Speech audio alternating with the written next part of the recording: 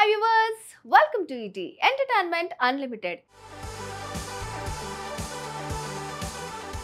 Badri cinema అందరికీ గుర్తుందిగా. అందులో power star Pawan Kalyan mass dialogue "నువ్వు నంద అయితే నేను బద్రీనాథ్" అనే డైలాగ్ ఎంతో పాపులర్ అయింది. ఈ మూవీ హిట్తో ఇండస్ట్రీని షేక్ చేసింది. ఆ తర్వాత తన డైరెక్షన్లో వచ్చిన మూవీస్ వరుసగా హిట్ అవడంతో ఇండస్ట్రీకి ఒకరు వచ్చారని తెలిసేలాగా చేశాడు. తన పంచ్ డైలాగులు హీరోలకు ఎంత పెద్ద క్రేజ్ తెచ్చాయో తెలుసుగా. ఈడియట్, పోకిరి లాంటి మాస్ టైటిళ్లతో స్క్రీన్ మీదకు తెచ్చాడు. ఈ మూవీస్ బాక్స్ ఆఫీస్ వద్ద ఎంత బంపర్ హిట్ కొట్టాయో మనందరికీ తెలిసిందే. దీంతో తన మూవీస్ ఇండస్ట్రీలో మెయిన్గా నిలిచాయని చెప్పాలి. డైరెక్టర్గా బిజీగా ఉన్నప్పుడే వైష్ణవ్ అకాడమీ, పూరి కనెక్ట్స్ని స్థాపించి ఓన్గా మూవీస్ని రిలీజ్ చేసి భారీ హిట్లను తన ఖాతాలో వేసుకున్నాడు.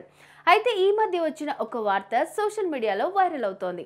అదేంటంటే పూరి జగన్నాథ్ రిటైర్డ్ అవుతున్నాడా అంటే అవుననే వార్తలు వినిపిస్తున్నాయి. ఇందులో ఒక ట్విస్ట్ కూడా ఉందంటూ మరొక తెరలేపారు. ఇటీవల రొమాంటిక్ మూవీతో తన కొడుకుని ఇండస్ట్రీకి ఇంట్రడ్యూస్ చేశాడు. ఇక పూరి కనెక్ట్స్ లో వస్తున్న పాన్ ఇండియా మూవీస్ లైగర్, జనగణమన రిలీజ్ కి రెడీగా ఉన్నాయి. ఈ నేపథ్యంలో ఈ బ్యానర్ పై వచ్చిన ఒక వార్త వైరల్ గా మారింది. అదేంటంటే పూరి కనెక్ట్స్ నుంచి రిటైర్డ్ అవుతున్నాడట. కూతురు పవిత్రకు పగ్గాలు అప్పగిస్తున్నట్టు వార్తలు గుప్పుమంటున్నాయి. కొడుకు ఆల్రెడీ హీరోగా చేస్తుండగా కూతుర్ని కూడా ఇండస్ట్రీలో ఉంచే దిశగా ప్రొడ్యూసర్ని చేసేందుకు రెడీ అవుతున్నాడట.